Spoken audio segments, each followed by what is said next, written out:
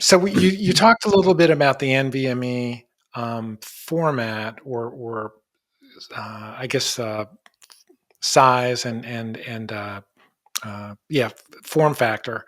What how many of these can you put into a server? What's the maximum number of either T408s or Quadras that you know of have been input into a transcoding server?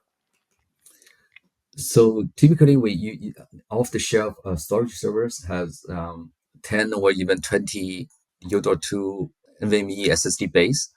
So if you don't plug in SSDs, and instead you plug in the NETINT Quadra T1U transcoders, you basically transform high-density storage server into a transcoding server. So I think the highest one I recall is that a European customer, they claim to put 36 Quadra chips into one Wow. server, right? Some of them is T1Us, those are front-loaded or back-loaded T1U slots.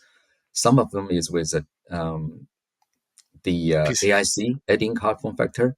We actually right? have a T2A form factor where you can put that into PCI slot.